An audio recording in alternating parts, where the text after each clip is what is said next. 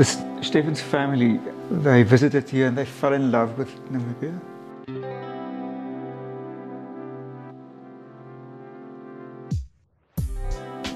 One of the main design parameters was actually to try and limit the footprint of the building. It is very difficult to build on a site without disturbing nature. But the site, in a way, dictated what we did with the house. It's not a very uniform thing, and I think that's what I like about it. But the simplicity is actually not that easy to achieve.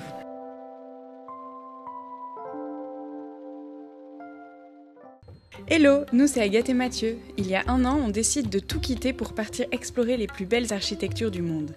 Après avoir traversé l'Afrique de l'Ouest du Maroc au Bénin, notre odyssée nous amène en Afrique australe pour y découvrir encore plus de culture, d'histoire, de paysages et d'incroyables constructions. C'était vraiment incroyable et c'est pas encore fini. Toujours au volant d'Ascarena, on t'emmène avec nous découvrir les plus beaux lieux de notre planète. On va te faire visiter une incroyable maison. On est ici à quelques kilomètres de Windhoek et c'est un espace privé où il y a plein de maisons et dont celle-ci qui est derrière moi, qui est assez incroyable par sa construction, le choix de ses matériaux et toute sa structure qui est mise en œuvre ici. En Namibie, les gens ils adorent le paysage, ils adorent la nature et cette maison a été conçue pour mettre en avant le paysage. On a la chance de pouvoir rentrer à l'intérieur et de pouvoir interviewer son architecte qui va nous expliquer un petit peu comment s'est passée la conception de cet incroyable bâtiment.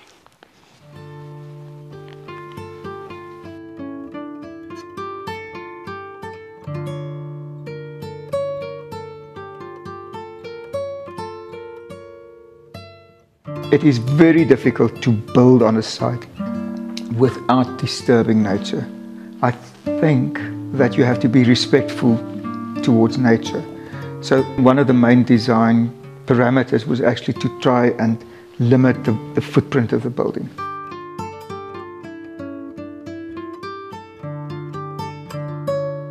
The building needed to be very robust, low maintenance, and so concrete was the thing that we wanted to go for. They were quite interested in this idea of time, so we talked about the idea of the passing of time.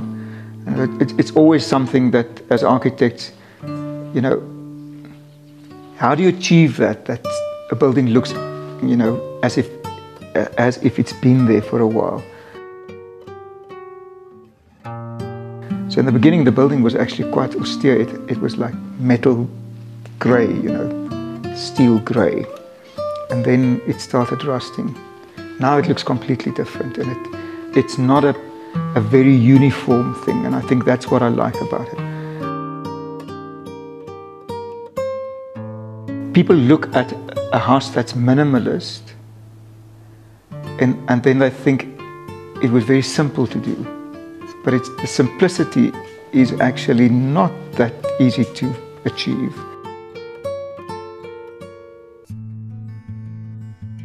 I like honesty when it comes to use of material, selection of material, materiality, and then, you know, the finishes. So there's a certain honesty in the material. So what you see from the outside, you see on the inside.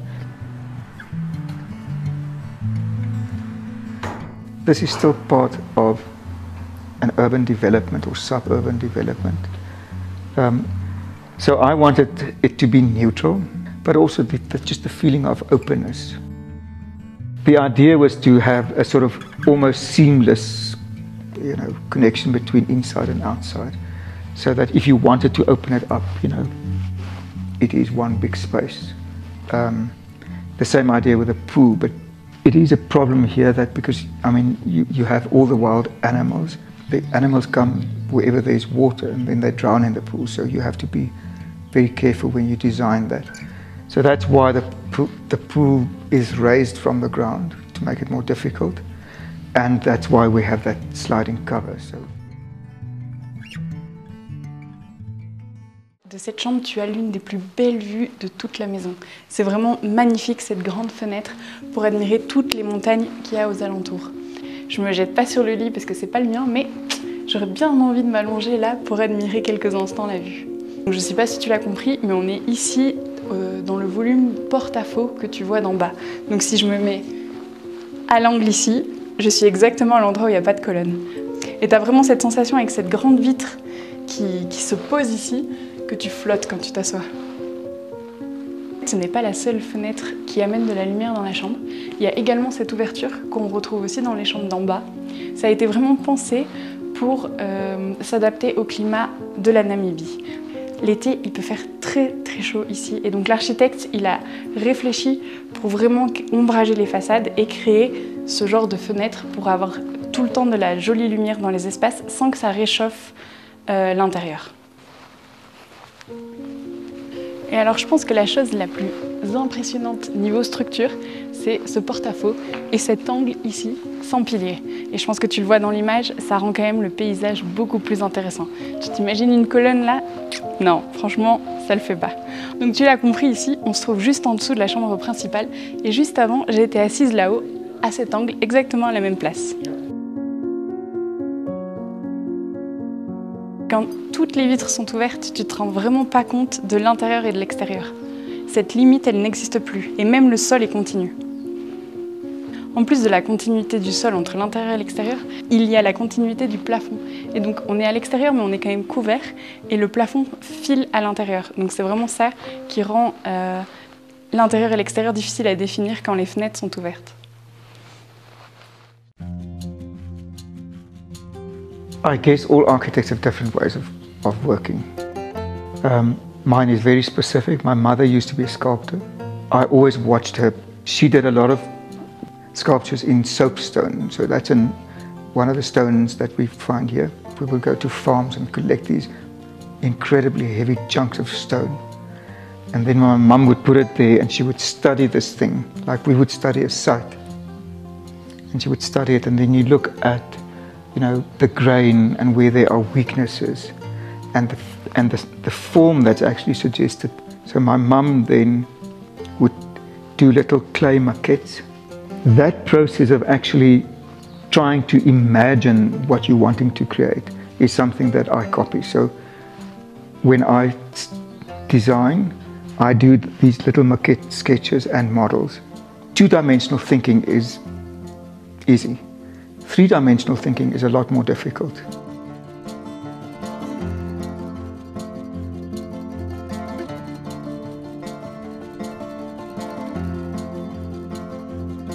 Space is about the inside, not the outside.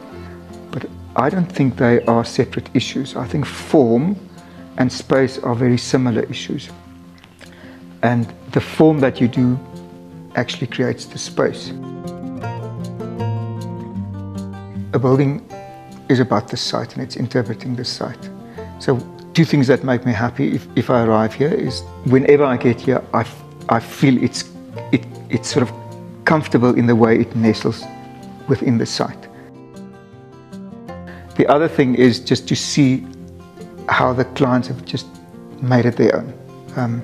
And it will be interesting for me every time to come back to just see how the buildings change. So I think that's the other thing that as architects we can't dictate.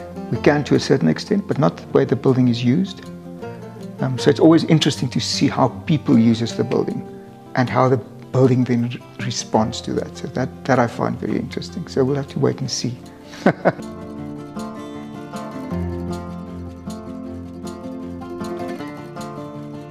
So I'm meticulous, my eyes, I can pick up something very quickly. And there were problems in the building that the contractor made a mistake, an error in dimensioning. But then it was a fait accompli. I could not do anything about it. And that bothered me so much. And then I had people come in, other architects, engineers, clients. And I said, look at that element and tell me if there's anything wrong, if you can pick up something. And no one could. And then I decided, okay, just forget about it. And I won't show you. Okay.